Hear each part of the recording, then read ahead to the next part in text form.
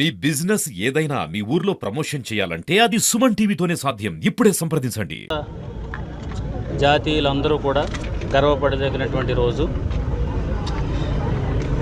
British వాళ్ళు దేశాన్ని వదిలి వెళ్ళిన తర్వాత మనము స్వయంగా పరిపాలన సాగించుకోవడానికి మనకంటూ ఒక రాజ్యాంగాన్ని నిర్మించుకొని ప్రపంచంలోనే అతిపెద్ద రాజ్యాంగంగా ప్రజాస్వామ్యం ఉన్నటువంటి దేశంగా దీన్ని తీర్చిదిద్దుకుంటూ ఈరోజు కూడా ఆ రాజ్యాంగం ప్రపంచంలోనే ది బెస్ట్ కాన్స్టిట్యూషన్గా కొనియాడబడుతున్నటువంటి భారత రాజ్యాంగం ఈరోజు నవంబర్ 26 75 సంవత్సరాలకు ముందు మనము ప్రజలు తమకు తామే మాకు ఈ రాజ్యాంగం కావాలని చెప్పేసి మనకు మనమే సమర్పించుకున్నటువంటి రోజు.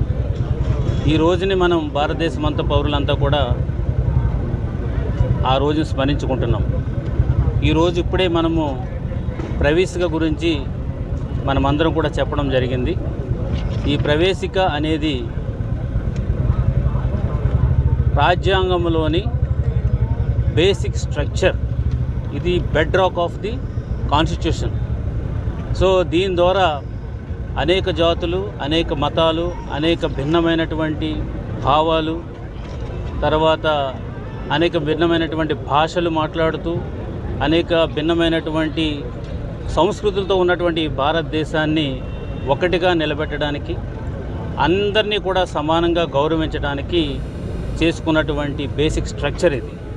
సో ఈ స్ట్రక్చర్ ఎంత గట్టిగా మనకి ఉన్నది అని అంటే కనుక దీనికి సంబంధించినటువంటి అంశానికి వచ్చినటువంటి ఏ ఇష్యూ అయినా సరే అది పార్లమెంటు కానీ అటు ఇంకా శాసనసభలు కానీ దీనికి భిన్నంగా చేసినటువంటి ఏ చట్టము కూడా చెల్లదన్నటువంటి న్యాయాన్ని మనకి ఇస్తూ దినదినము కూడా దీన్ని స్ట్రెంథన్ చేసుకుంటూ మనం సుమారు 100 అమెండ్మెంట్లన్నీ చేసుకున్నాము.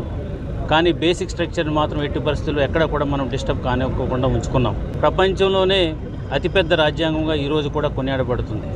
డాక్టర్ బిఆర్ అంబేద్కర్ కాన్స్టిట్యూషన్ అసెంబ్లీకి డ్రాఫ్ట్ కమిటీకి వారు చైర్మన్గా ఉంటూ అనేక దేశాల్లో ఉన్నటువంటి రాజ్యాంగాన్ని అంతా కూడా స్టడీ చేసి ఈ దేశానికి ఏదైతే మౌలికంగా అవసరం ఉంటుందో వాటన్నిటిని కూడా సేకరించి ప్రతి వ్యక్తికి కూడా సమానత్వాన్ని, స్వేచ్ఛను, న్యాయాన్ని ఇవ్వాలనే ఒక దృఢ సంకల్పంతో ప్రతి ఒక్కరికి కూడా గౌరవించబడాలనే ఒక సంకల్పంతో అందరూ కలిసి మనం రాసుకున్నటువంటి రాజ్యాంగం. కాబట్టి ఈ 75 సంవత్సరాలు ఈ రాజ్యాంగాన్ని మనము ఇంకా మున్ముందుకి భవిష్యత్తులో దీన్ని మనం పునాదిరాడుగా పెట్టుకుని ప్రతి ఒక్కరికి కూడా దీని యొక్క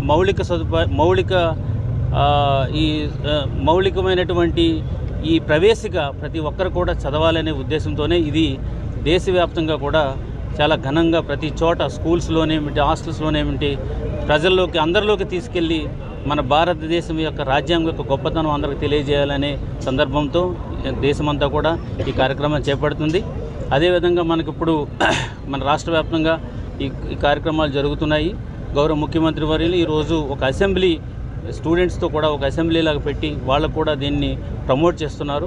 సో మనందరం కూడా దీన్ని గౌరవించాలి. మన రాజ్యాంగం గౌరవించబడినప్పుడే మనం కూడా గౌరవించబడతామని 1949 నవంబర్ 26న ఏదైతే రాజ్యాంగాన్ని ఆ రోజు ఆమోదం తెలిపి చేయటం జరిగిందో దానికి ఈరోజు 75 సంవత్సరాలుగా ఈరోజు ఎప్పుడైతే ఆ రోజు బిఆర్ అంబేద్కర్ గారు అదేవిధంగా కమిటీ ఎవరైతే మెయిన్ వాళ్ళంతా కూడా కూర్చొని మనకి రాజ్యాంగం వచ్చిన తర్వాత దానికి ఏ విధంగా మార్పులు చేయాలి, ఏ విధంగా ఉండే పరిస్థితుల్ని మనకి చూసుకొని రావాలి అనేది ఆ రోజు అంబేద్కర్ గారు వీళ్ళంతా కూడా ఆ రోజు చేయటం వల్ల ఈ రోజుటికి అది కొనసాగుతుంది. అంటే వాళ్ళు ఎంత మంచి చూపుతోటి ఇక్కడ ఉండే ప్రజలకి ఏ విధంగా ఉన్నాయో కష్ట నష్టాలు ఇవన్నీ కూడా తెలుసుకొని ఆ రాజ్యాంగాన్ని అప్పుడు రూపొందించారు.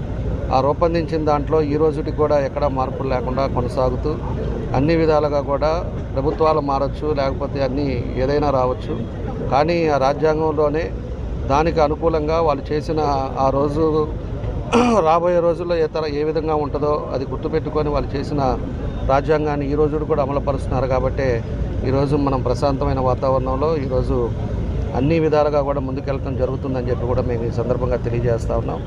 కాబట్టి అలాంటి ప్రముఖులు పెద్దలు అంతా కూడా వాళ్ళు ఎన్నో కులాలు, ఎన్నో మనుషులు, ఒక్కొక్క మనిషికి ఉండే పక్కపక్కన ఉండే వాళ్ళకు కూడా వాళ్ళకి వేరే ఆలోచనలు వేరే విధంగా ఉంటాయి.